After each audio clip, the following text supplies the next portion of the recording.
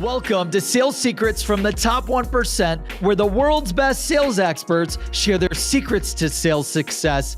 My name is Brandon Bornancin, a serial salesperson and entrepreneur, and I'm sitting down with the world's best sales experts to share their top secrets to sales success. Hello and welcome to this episode of Sales Secrets from the Top 1%, where the world's best sales experts share their secrets to sales success. And I am thrilled, honored, grateful, and humbled to have with me today my good friend, Mario Martinez Jr. Mario is the CEO and founder of Vengreso. He's the host of the popular Selling with Social podcast, and he's recognized as a top sales performance genius in the U.S. Mario was also named 2018's top sales influencers by the Modern Sales magazine, top 25 inside sales professionals, and this past year listed as the sixth most influential social selling leader globally. That's a lot of buzzwords. And previously, Mario worked at companies like PGI, Sprint, eSolutions, and Premenos. Mario is a playmaker and a sales game changer in the industry, and we are happy to have him with us from San Francisco, California. Mario, thank you so much for joining us today. Bro, I'm so glad I could be here with you, and obviously not San Francisco, but that was a freaking awesome introduction. Dude, you got to use that. I'm going to be your hype man every time, man. I'm going to be your hype man. Whenever you go on stage, bring me, and I will intro you like that with flames everywhere. I love it. The edification behind that just makes me seem like some kind of crazy dude, and I'm just a plain old regular dude, man. I enjoy the beaches just like everybody else. Well, dude, so and that brings up a great point, man. So the sales audience, the sales marketers and entrepreneurs watching the show are dying to know a few things. Obviously, sales secrets from the top 1%, where the world's best sales experts share their secrets to sales success. They obviously want to know what is your top sales secret. But before we get into that, they're dying to know, who is Mario? What is your background? Where have you worked in sales?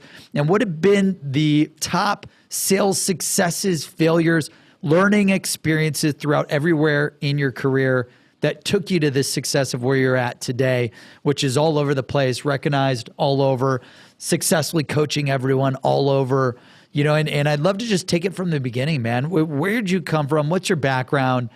And how'd you get started in sales? Bro, this is actually an interesting story. So I actually used to work for a camera chain center by the name of Ritz Camera Centers. Now, I actually know those. You actually know? Okay, I was gonna say most millennials and below, this is like retail stores, right? The Ritz retail stores. Exactly. Damn. Yeah, and I was a photo finisher. Do you know what that is?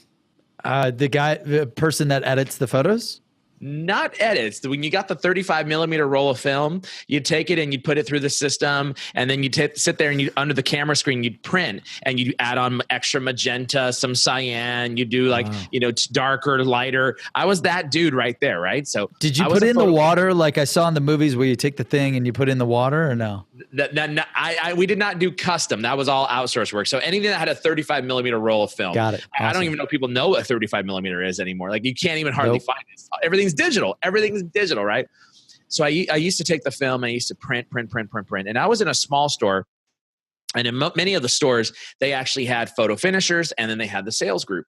In our store, because we were a small store, you were a photo finisher, and then you supported the sales, and the cashier did all the cashier and rang everybody out, right? So I started doing that when I was 16. I was 21 years in sales. So this is my 21st year in business sales, not including my retail experience. Wow. And one day when I was like 17, almost 18 years old, a guy, he was the regional manager. His name was Hunter. And Hunter had a toupee. Like I couldn't stop staring at this toupee. For anybody listening, I'm sorry if you have a toupee, but it was such an awkward looking like Donald Trump haircut. And no knock against Donald Trump, but I'm just saying, we had to just, and it was a toupee. It was definitely a toupee because I definitely saw like the what do you call those things the women use when they put the bobby pins? It was the bobby pins. Yeah. So I used to see that stuff on his head, man. It was crazy. Anyways, he comes in and he says to me, he goes, Mario, I'd like to speak to you. And I was like, oh, okay, sure, no problem. So he says, come over here. And he says, I got to talk to you about some of the numbers. And I was like, oh, dang. I was like, what do you mean by numbers? And so he opens up the books and he's like, I'm looking at these numbers and do you realize that you are one of the top sales producers in our region? And I was like, what? No. He was like, and you don't even do this full time. What are you doing? And I was like, what do you mean? What am I doing? I don't know. So I explained to him and he was like, oh my gosh, wow, this is amazing. Keep doing what you're doing. Wow. So anyway, so I went to UC Berkeley, Cal. Awesome. And unfortunately, I didn't have any money to be able to from scholarships or anything like that were going to pay my way through. So I had to buy my way through by working. Good for you, man. And so I actually applied for a transfer from the Concord store to the Berkeley store. So Hunter comes in and he says, Mario, I'd like to talk to you about your transfer. And he says, I have to deny it. And I was like, what? Are you freaking serious? I'm like, what do you mean you didn't deny it? I need this job because I have to pay my way through college. And he goes, I can't transfer you as a photo finisher. Berkeley is our second highest grossing revenue store in the whole region. And I need you to go into sales. Nice. And I was like, what? Sales? Like, do I make more money? And he was like, yeah, you get $1 more, for your hourly wages. And then you get commissions. And I was like, wow, okay, I guess I'll do that. He's like, just do whatever it is you're doing here. And so he actually forced me into sales in retail. And that's where I realized, because when he went through, what are you doing? And he started comparing what other people were doing. And I was like, all I'm trying to do is help. That's it. And he's like, tell me what you do. And so I would say, well, I would literally open up the box and I would say, Mr. Customer, are these your pictures? They'd say, yes, those are mine. We always wanted to confirm they were giving them the right pictures, right? Yep. And then I would say, by the way, one of the things I noticed about your pictures is, and I would tell them, blah, blah, blah, too much color. You were trying to do action shots and it didn't, it was blurry. And then they would say, dang, so what do you think I should do? I'm like, well, a couple options. You could actually buy this film and that would actually help.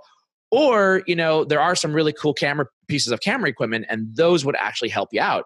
And so they'd be like, well, how much is the new camera? And all of a sudden, boom, it's just by helping people and telling them exactly what they can do to make themselves better, make pictures better, make memories better, right? That's how I started producing the sales for the region. Wow, dude, that's insane. So it was basically you were educating your buyers and just helping them maximize their success with their photography. That's exactly right. And I didn't even know that it was the education. It was the adding the value. It was telling them what wasn't working, asking them if they want to have better memories, right? If they wanted to be able to capture these moments in a different way, which if you think about it, all those things I just mentioned are can be applied to business problems in B2B sales.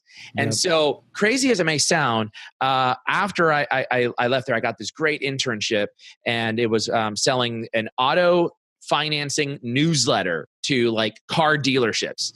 And that was my first B2B sales job as an intern working while I was going through college. And that landed me an opportunity to work as a sales and marketing manager for a consulting company. And then that led to getting an opportunity where I was the youngest hire that they had ever made in a company that's Sprint Corporation, the wireless company, now known as the wireless company. Yep. They had actually launched a $1 billion company that was all around infrastructure as a service, IaaS, infrastructure as a service. And it was all co-location, hosting, and all that stuff. I was one of the first 35 technology salespeople at the age of 21 that was hired with a 6-figure base freaking salary. Dude, that's as a direct result. And I remember the director's name was Jeff Max. Jeff said it to me, he goes, every mass grouping of hiring that I do, I always have one wild card. You're my wild card. Shit. And the next youngest person that they hired was 28. And then after that, it went up to like mid 30s to more senior and tenured folks into their late 40s. And I was the number one producer in that organization. In fact, hold on. Why did he say I don't want to interrupt the story, but this is so good, man. So what did you do? Like, what were the strategies or things that you did to get into that Sprint opportunity? Do you remember, like, you said when you were doing the camera thing, right? It was the educating the buyer, but like what took you to the next level at the next thing? So same exact thing.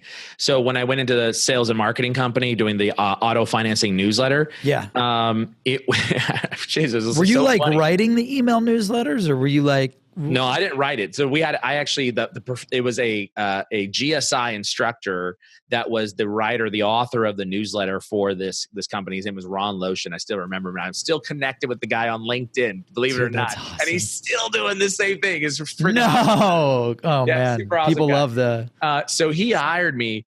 And same thing, I would start making phone calls, and this newsletter was all about education and awareness on latest trends and tips that are happening in the auto financing world. I don't remember all the specifics, but I do remember this. I started with a line of questions that basically anybody who answered them, if they had a problem, it would be expressed. Right?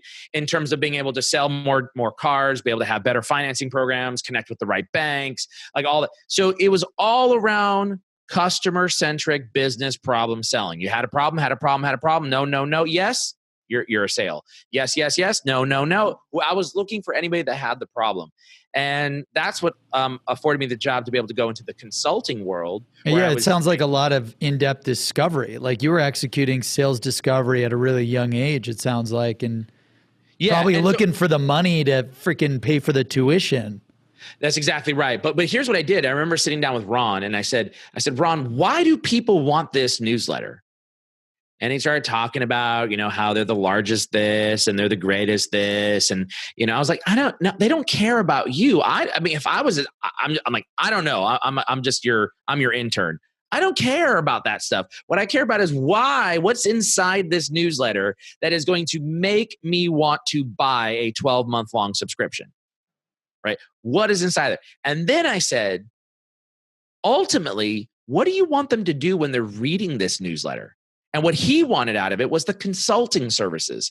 So they read something, they needed to reconstruct their whole financing, and he wanted to be able to sell consulting. So in the conversations, what ended up happening is we'd start talking about their financing program, their lease program, whether or not they had enough education, whether or not their salespeople were educated about how the financing and leasing worked, and they were not. So therefore, here was an education newsletter, therefore they would buy. But what it led to was the fact that they would need somebody to help come in and reconstruct the financing program so the dealership would make more money with against the banks, selling them these financing solutions. And that's where this consultant, Ron, would come into play. And that it was just like trying to put things together, which is no different than what we do in B2B sales today. Dude, that's incredible. So executing the discovery, figuring out the value propositions of like why people give a damn versus the features and benefits and me. Exactly right. And then how did you parlay that? I love the wild card so then you move on to Sprint. They have this super, they probably interviewed 1,000 people. You're one of this small class that got selected. You were named the wild card.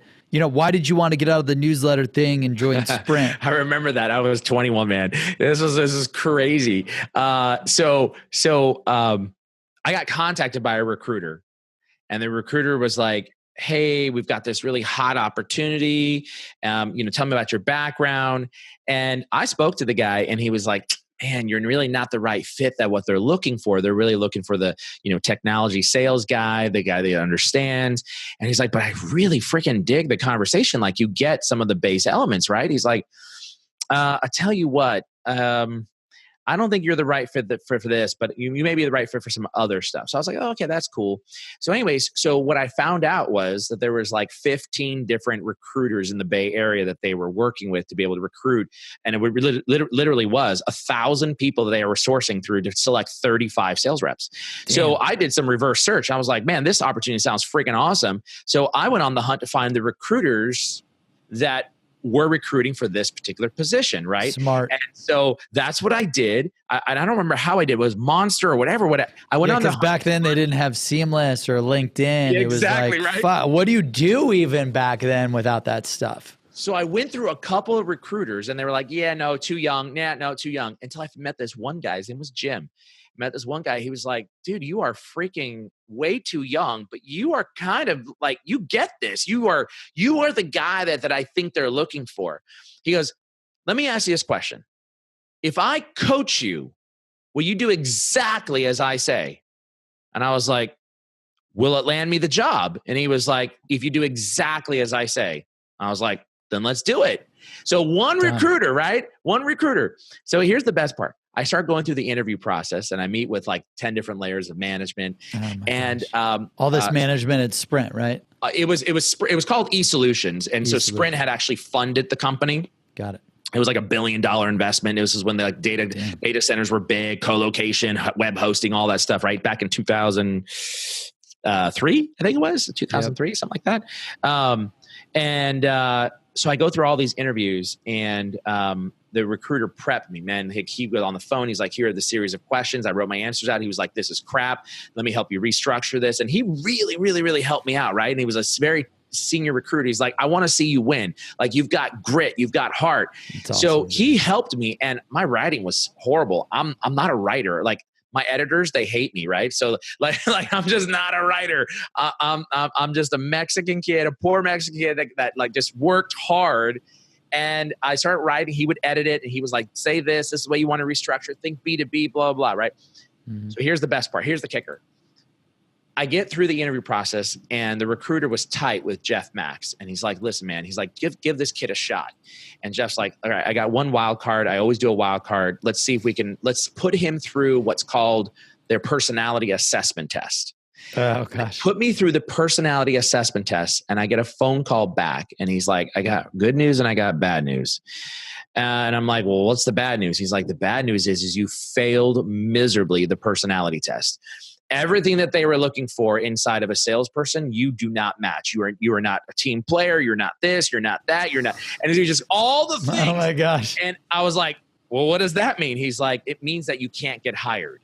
And I was like, well, what's the good news? Yeah. What does that mean? Like, so then he goes, but here's the thing. Jeff Max has this policy called a wild card.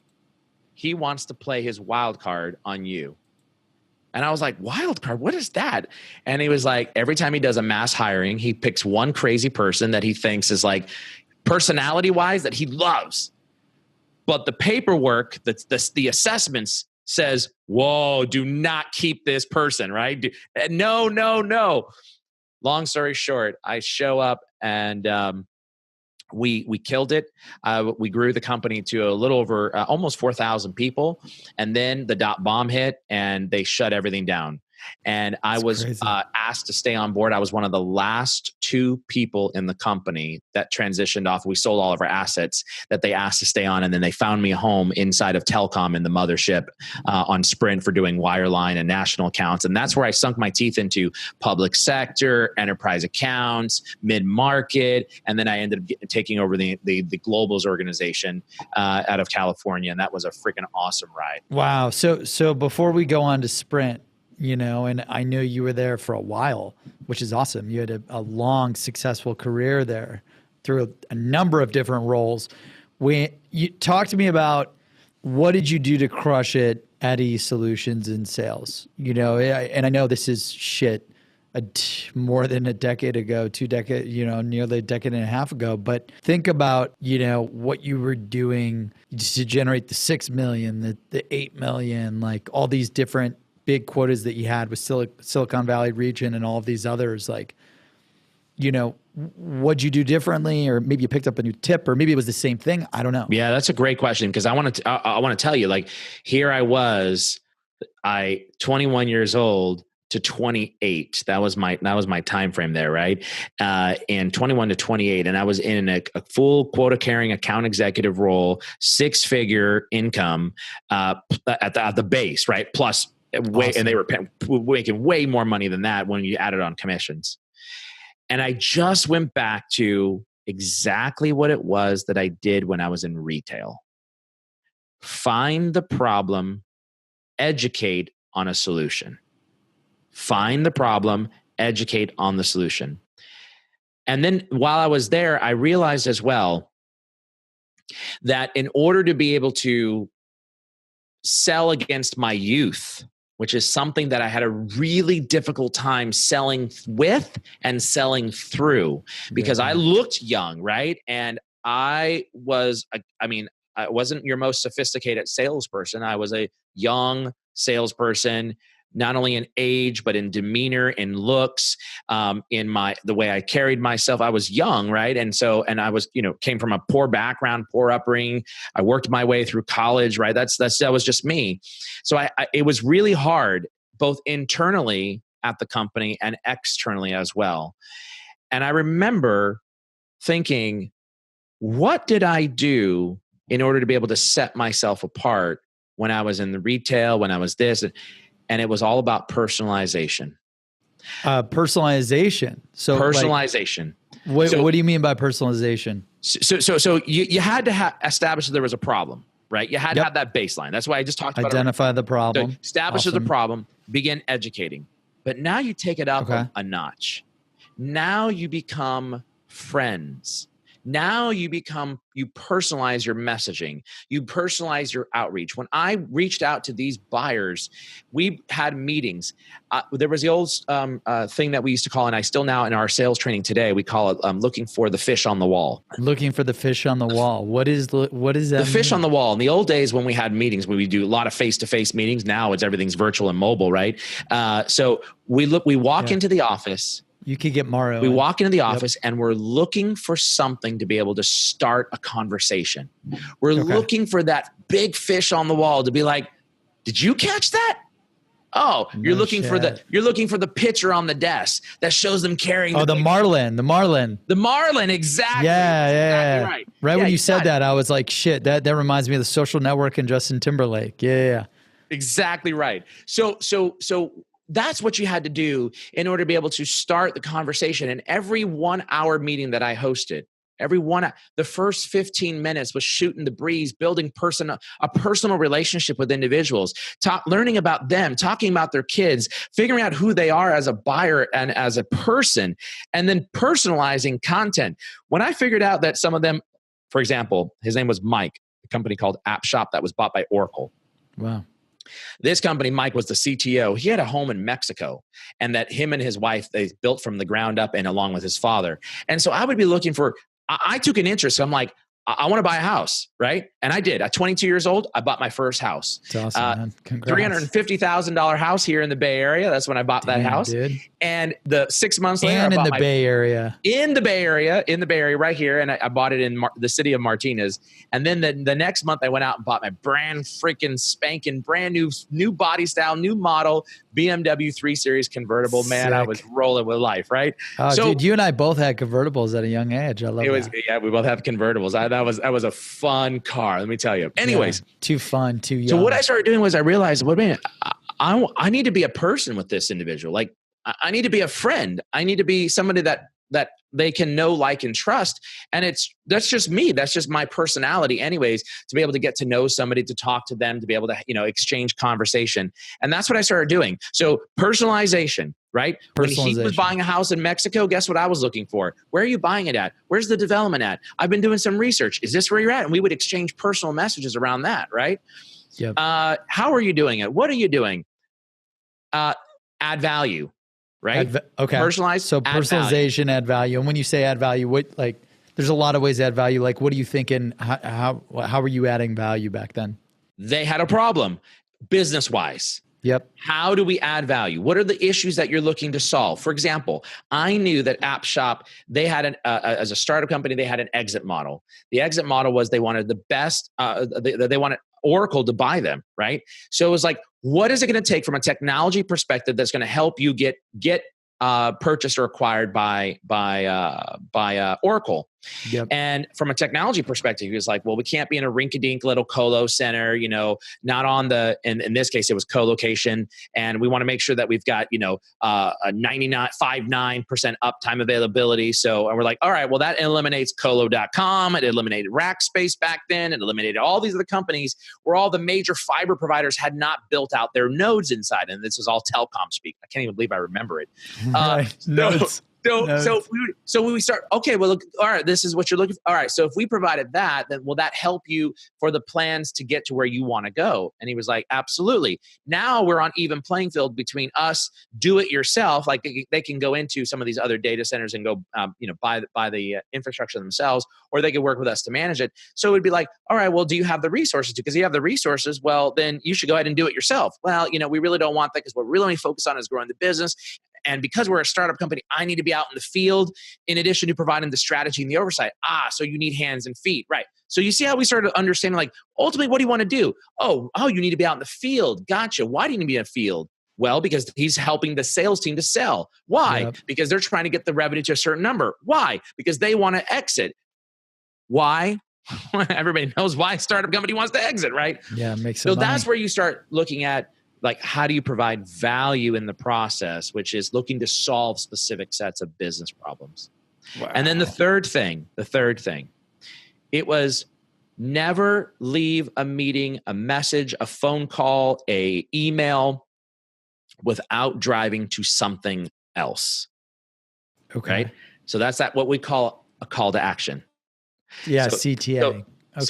So here we go. If you haven't figured this out yet, we've got personalization, whether that is in-person, face-to-face, building a personal relationship, or even personalizing my messaging, my outreach. In the business message, I might talk about the Mexico thing, right? In this particular circumstance with Mike at App Shop. I also had Yahoo as a customer, et cetera. Personalization, value, bring value, right? Understand what the end game is. And last but not least, CTA. We call this at Vengreso the PVC method. PVC method. Personalization, value, and a call to action. And any type of outreach, cold outreach through a cold call, an in-mail or a LinkedIn message or a cold connection. Bring the PVC method into the process, and that is how I learned to be able to sell, and some of the things that I brought to the table was bring that PVC method into everything that I did in a sales engagement. And that's how you crushed it at the what was it called? The PGI? No, it was before PGI. eSolutions. And then so I was at Premenos. Actually, I skipped one. Premenos was an EDI software company, and I was trained by one of the best, Mr. Greg Wolf. Love that guy. We're still connected, and we talk to this day. Like, he was one of my mentors. Marcia Jepson, she's over at Oracle now. Awesome. Loved her. Same thing. These guys trained me, but they never gave me like this. They never compartmentalized this stuff. Like Greg, he was from the East Coast. He'd tell me, "Hey, Mario, just do this. Huh? Mario, just do that." Right? Mario. So that's what you're from Jersey, right? He's from Jersey. So he would just tell me what to do, and then I started putting it all together, right? And it really, everything netted down to the PVC method. Why'd you call it PVC? Because isn't it PAC, like, well, PVC, like personal value call to action? Where does PVC or what do you call it? As in personalize, V as in value, C as in call to action. PVC. Yeah, Gotcha. Got it. PVC, personal value call to action. Personalization. Totally follow. That makes sense. Awesome, man. So you somehow survived the onslaught of whackings when the .com bust hits, I did, right? yeah. Was that like a political, like you were like going to war politically and you had to like save your job? Or was it easy, like they were just like, yeah, we've got two guys, Mario and someone else. That's the only people we're taking because you were just carrying such a big bag. Hey, bro, I'm going to tell you, I worked with some really amazing sales professionals and folks that I learned from a lot throughout the years. But one thing that stood out in the crowd was I was a very vocal sales rep, and I was very ambitious, like extremely ambitious, right? And some people would be turned off by the ambition that I had as a young career professional. And that was, I wanted to move up the chain as quickly as possible. In fact, if it didn't happen within a year or 2 years, I was pissed because I expected to be moved up, right? Now, I was held back for a lot of good reasons. Namely, I was young, arrogant, egotistical, and I didn't know how to get people to want to work with me as opposed to work for me, right? As a sales leader. So, but nonetheless, I was unafraid, without freaking fear, to be able to tell the president of Sprint that his stuff may have sucked. Right. And I was the guy that in the room when we went to a sales kickoff with 3,000 people, when we were at eSolutions, when they were, this is wonderful, this is great, we're hoorah, right? Let's get all excited. I'd raise my hand and be like, totally with you, 100%. But did you know that boom, boom, boom sucks? And what are you going to do to fix it? Now, the good news is I had a leg to stand on because I was performing. That was the good news. The other good news is that as someone who wanted to be visible, I created my own distribution list. And as I learned new information that was never been talked about, never shown, I shared it with the team. And so I became a sharer of information. And now all of a sudden, amongst my peers, as the young cat, this is how I got through that. Remember, I told you I had a real struggle with people looking at me as someone they could respect, because many people that I worked with, I was the same age as their kid and making the same amount of money as them, right? So I needed to learn how to add value internally, and I became a go-to resource when people wanted to know, like, how did you get through this particular issue? How did you deal with security? How did you deal with this particular contract clause? How did you deal with indemnification? How did you deal with all the things that the corporate bureaucracy wouldn't let you get through? Like, I just be like, that boom, right now. Guys, we talk about a material failure. You want to get through this? Here's the clause that might be able to help you in your next set of deal. And everybody was just like, dang, this guy's like just killing it. He's a sharer. He's willing to help other people get to where they want to go. And that was something I truly believed in, that, in order for us to all succeed, we all had to help each other. And that's one of the reasons why, if you look at my career, out of 18 corporate years in sales, 15 of them were spent in the President's Club or in the 100% Club.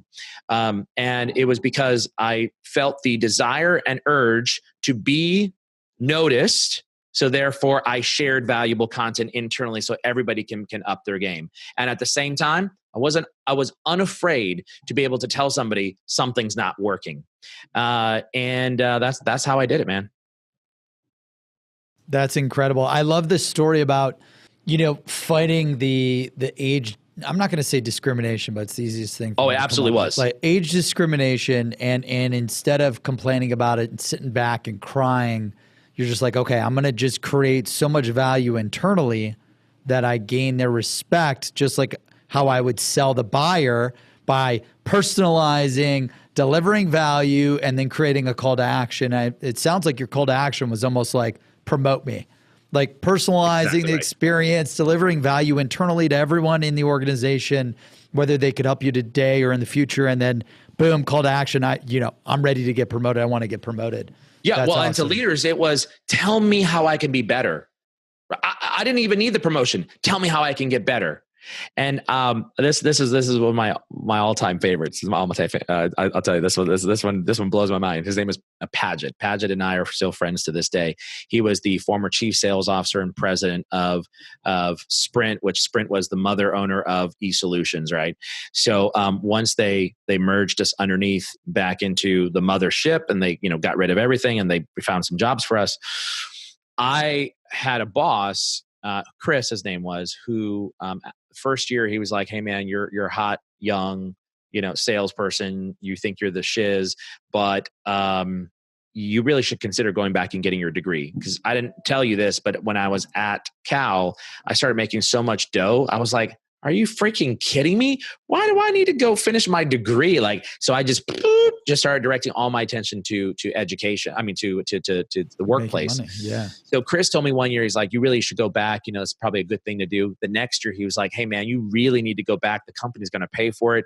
All things being equal, between you and somebody else, they're always going to go with the guy with the degree, right? So if you want to be promoted, and this is what's required to get into management. I didn't listen. Year number 3, he basically sat down with me in my annual performance review. He's like, so listen, here's the thing I'm going to do. I'm going to require you now to go back to school in order for you to meet our minimum requirements. And I was pissed. I was hot because I'm like, this is not right. You can't do that. This is not part of the process.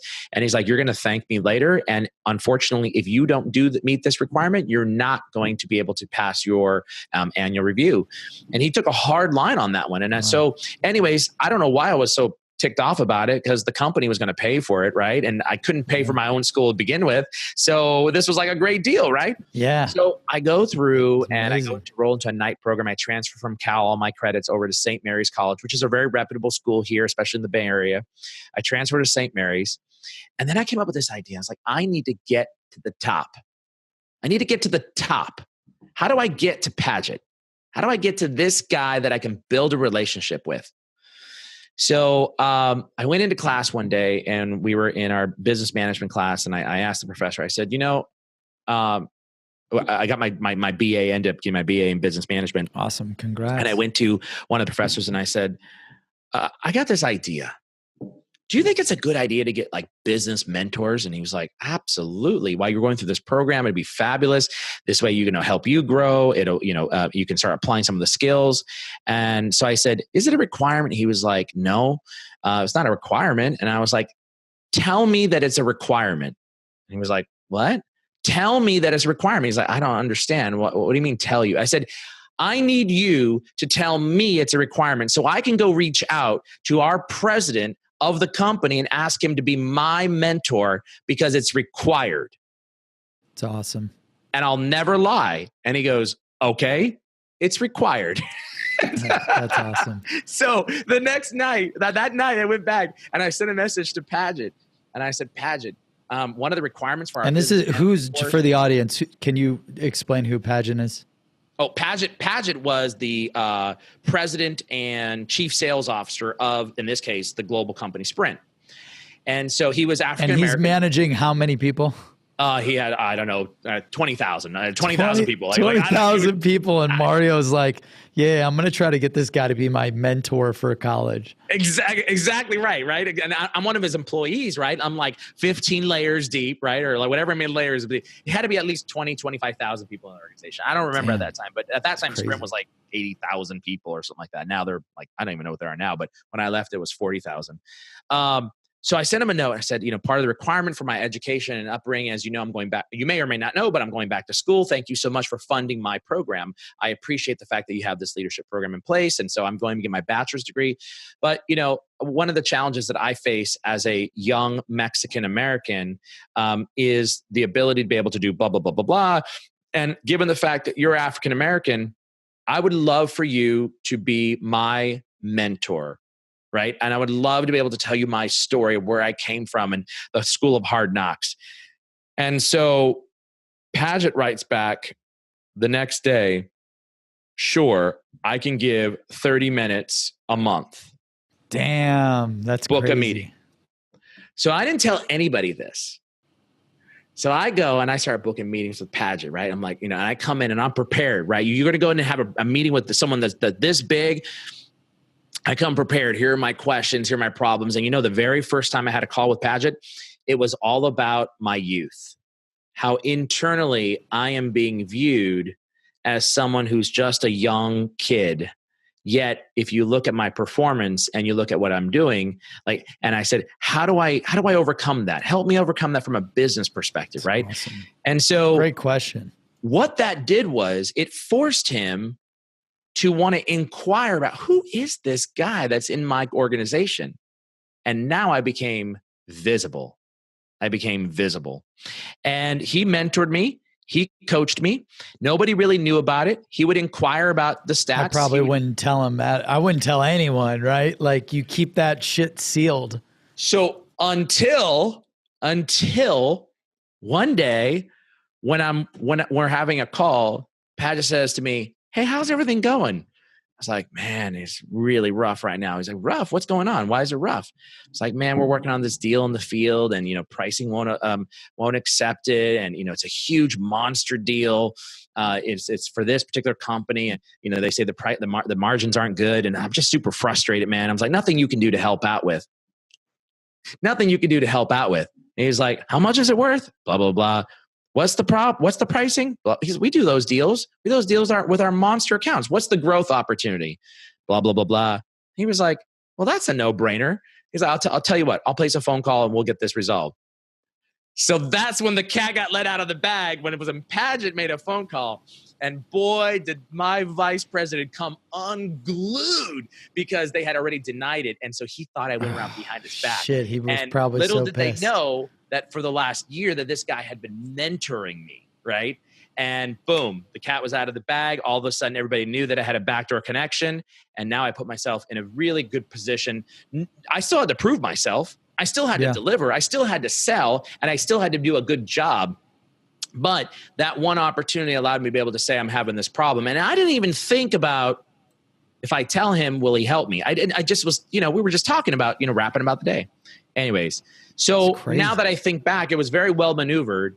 And whenever we had a problem, I can tell you, deal after deal, we had a great one. It was with one of the largest gas companies in the world. I can't name the name, but it was one of the largest. Was it in your gas backyard companies. or no? What's that? I said, was the gas company in your backyard or no, different? Oh, in California? Yes, absolutely.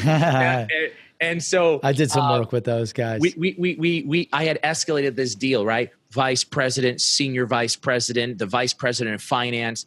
They killed this deal. I was like, okay, all right, you watch. We had sales kickoff 2 weeks later.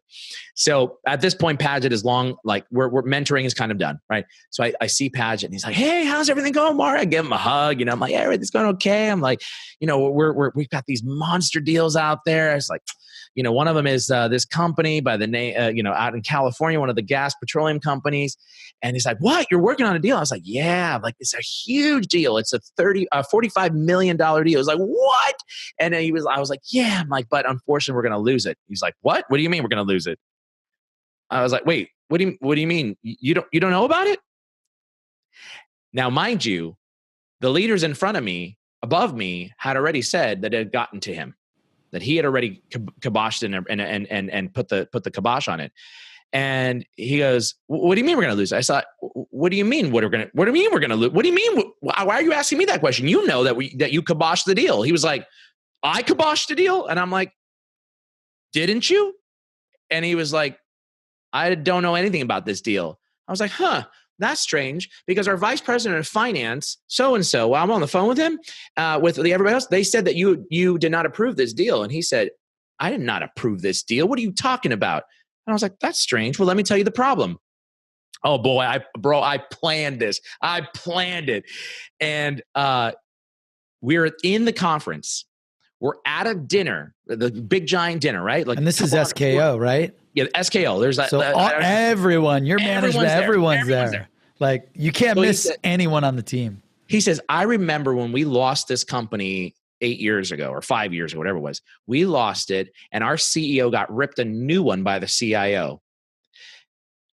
We need to win this deal back. Come with me. And I was like, oh, shoot, it's about to go down. So he goes, he finds the VP of finance, taps on his shoulder. Hey, John, we're going to call him John. John, I heard that we needed to get BAFO pricing for this deal here that Mario's been working on his team. What's the problem? I swear to God, if you had ever seen a dude look at you like he wanted to cut you, man, that was his eyes. Those were his freaking eyes. He looked at me like he wanted to cut me. He was going to take that steak, that butter steak knife dinner, the steak drive knife. it right through my kidney, right? And he looked at me. He's like, "Well, the margins aren't that great." He goes, "What's the NPV on it? Net present value?" And he was like, "It's such and such." He goes, "What's the problem?" He goes, "Well, we obviously through your direction, we want to blah, blah, blah, blah. We don't want to do deals like that, yada, yada." And he goes, "Why didn't you bring it to me?" And this is the president now, like grilling this cat in front of everybody at this table. So he goes, "Look, you get me those numbers on the desk tomorrow. I want to review all the details because this account is a critical account for us to win back." Damn. Here's what happened. 5 minutes after that episode, the administrative assistant for our vice president comes to me and she says, so-and-so wants to talk to you. And I was like, wait, me? What? Yeah. We go into another room. You probably knew it was coming, huh? We go in another room and I walk in. I was like, hey, so-and-so, how's it going? And I'm smiling, acting like nothing's wrong. He was like, I told you, don't you ever. And he just ripped me a new one. And I just stood there. I let him go. He was pissed because I went over his head ×2, right? Damn. But I knew it was the freaking right thing to do to win this business. And then he said to me, I swear to God, if you ever, I don't care how good you are, I don't care how much percentage over plan, I don't care how many times you've been to President's Club, if you ever do this again, I will fire you. That's what he said to me. Brutal. And of course, that's pretty serious talk right there, right? And he was hot. He was hot, man. So I look at him and I said, I could understand why you're upset. Hopefully you could understand when someone tells me that you got so-and-so's approval and they lied to you, that you look at that as the issue. By the way, when I close this $45 million deal, you're going to thank me. And he goes, You better hope to God that you close this deal. Guess what? Fuck. Close the freaking deal, baby. We closed the deal. It was a $45 million deal. I had no doubt. Like, I knew what it was going to take to be able to make that happen. And unfortunately, I, almost noosed myself, but it was the right thing to do, right? It was the right thing to do. And it was all about relationships. Know the right time to be able to exercise or play that card and in terms of the strategy. And by the way, my director, he claimed plausible deniability, right? And he was like, I know exactly what you're about to do. I know what you're going to do. Don't even tell me what you're going to do. Because I was like, hey man, I want to let you know about my strategy. When we go to kickoff, he's like, I already know what you're going to do. Don't tell me because I need to claim plausible deniability. But if I were you, I would do the same exact thing. So that's how I knew. The guy that you reported to supported you doing that? You told? Yeah. So it was my boss. Yep. Who reported to a vice president, who reported to senior vice president, who reported to a president. So my boss over our entire Northern California region, that was the one that was like, don't tell me what you're going to do. I already know what you're going to do. Yeah. I need to claim plausible deniability. But if it were me and I were you, I would do what I think you're going to do. Right. And that's how I knew, like, who was the guy that who was chewing you out? Oh, that was 2 levels up. That was my VP. The VP of sales. That was 2 levels up, but the guy that I went to, Paget in this case, was 2 levels above him, right? Yep. So the VP of finance was hot. Unfortunately, I definitely burned the VP of finance, and so every deal thereafter that I ever brought to the table was always said no. Oh, and I had to always escalate. So it was like, one day I called him and I'm like, look, either there's one or two things going to happen. Either you're going to give in to what I'm asking you to do because we know what we need to do out in the field, or you're going to keep forcing me to go escalate around you. And I'm willing to do it, man. So we ended up having a mano conversation. That's sometimes when you get in a big corporation, you get into layers of management, you gotta do that. But was it hard for you to have that difficult conversation with this guy to be like, dude, like you're trying to hurt me, but you're just hurting yourself and the company? Yeah.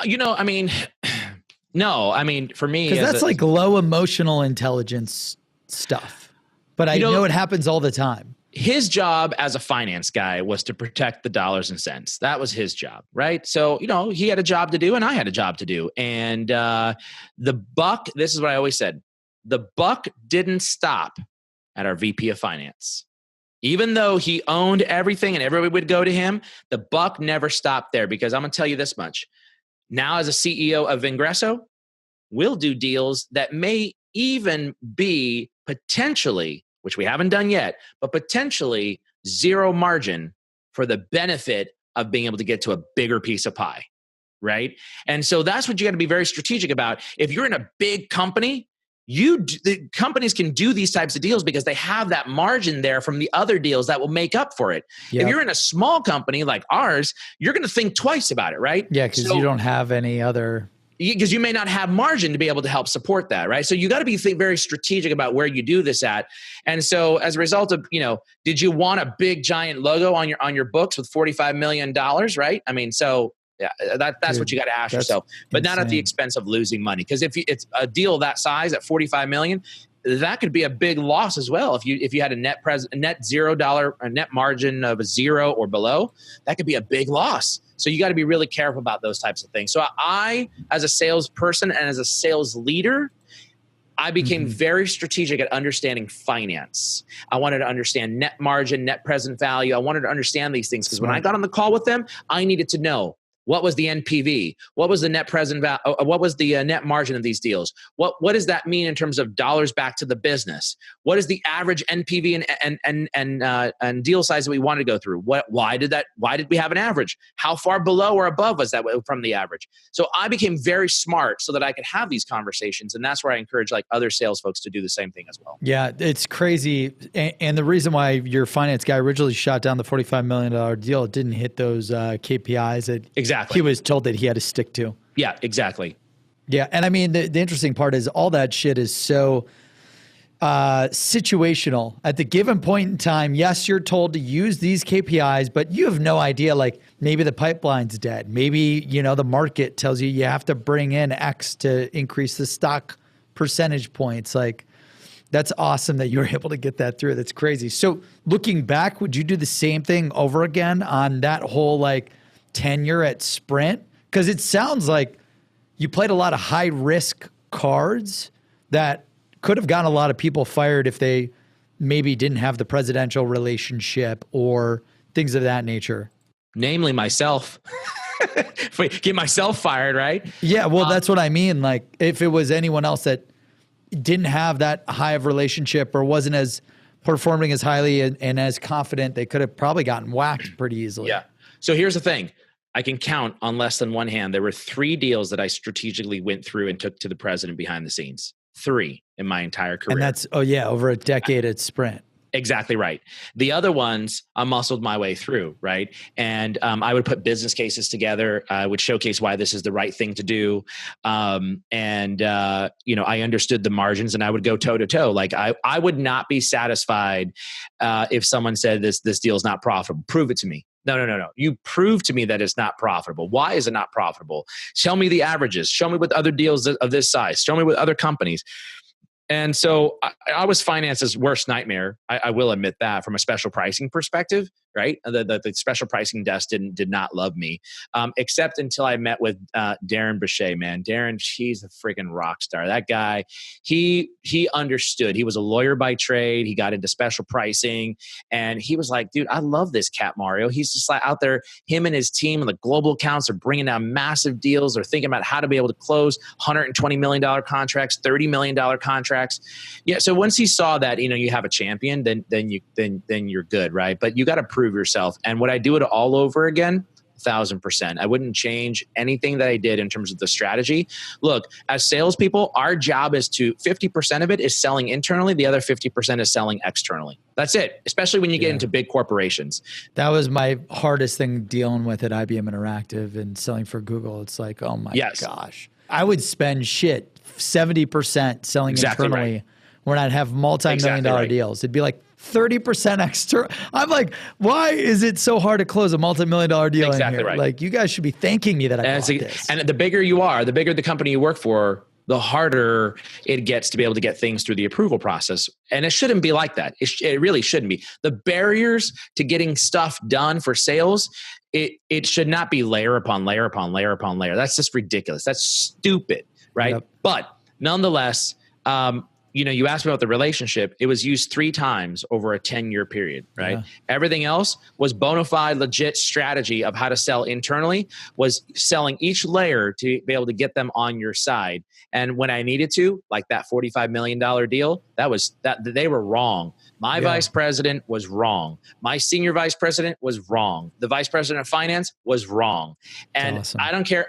And they know it. I'll say it today, right? They were wrong. And I was willing to bet my career on it.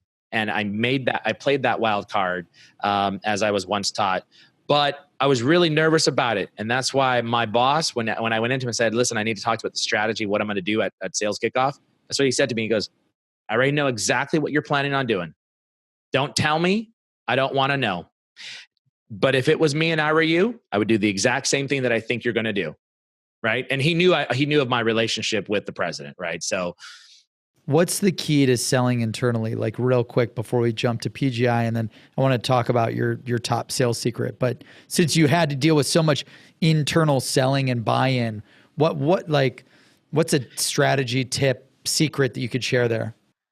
First off, I was privileged to have some really great leaders that worked that I reported to. I had really great leaders. So they were like open to hearing your recommendations and thoughts. Yes, because I came, and here's my secret. Because I came prepared to have a conversation and I was educated. See, a lot of salespeople, especially in big companies, make the mistake of coming and being upset when the deal doesn't go their way. They don't have the data behind it. They don't understand the financials. They don't understand the mechanics of what it's going to take. Meaning they can't say, boss, if you give me this pricing, I know I'm going to get the deal because, right?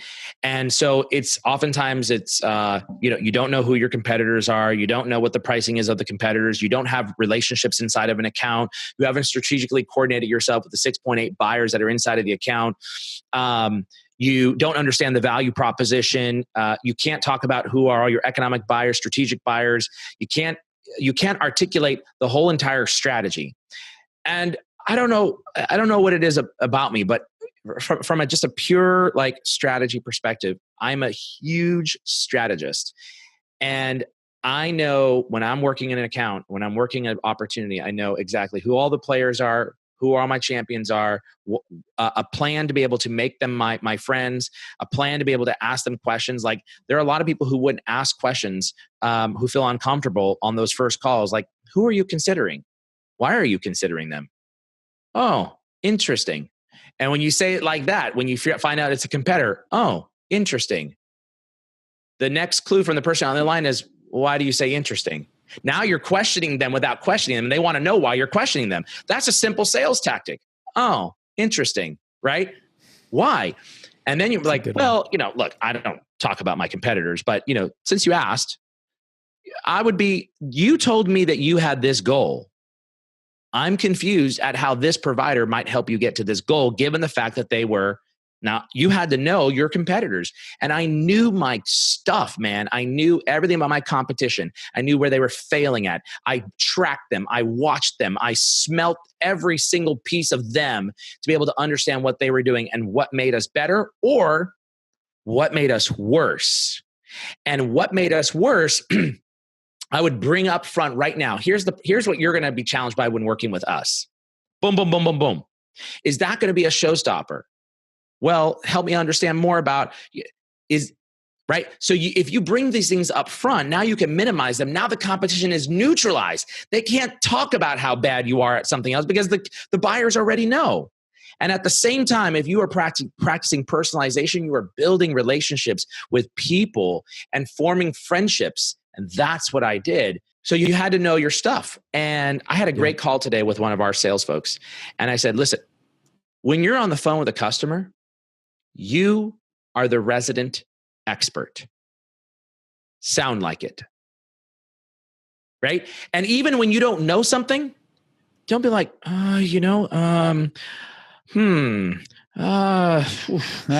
really not sure. I think the answer, I think we probably, maybe, or I don't,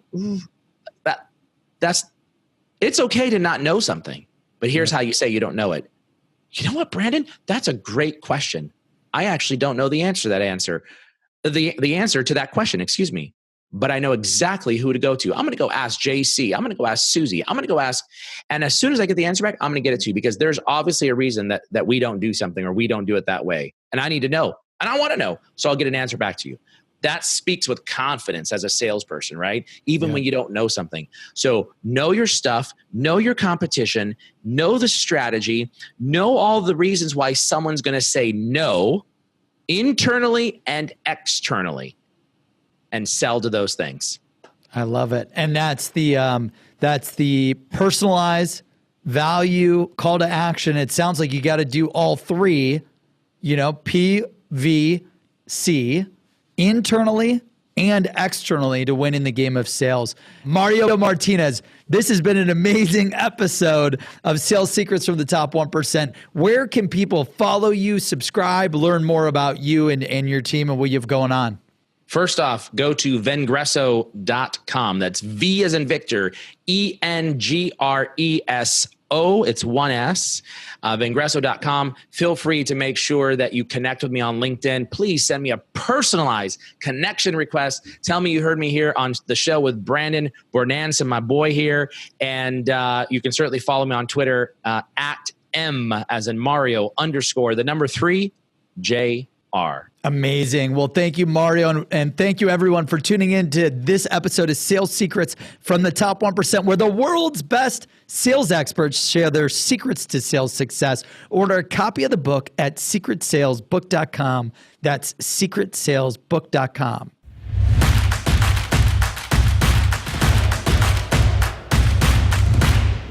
Thank you for tuning into this episode of Sales Secrets from the Top 1%. We release new episodes every Monday and Thursday, so make sure you subscribe on Apple Podcasts, Spotify, and YouTube to never miss an episode.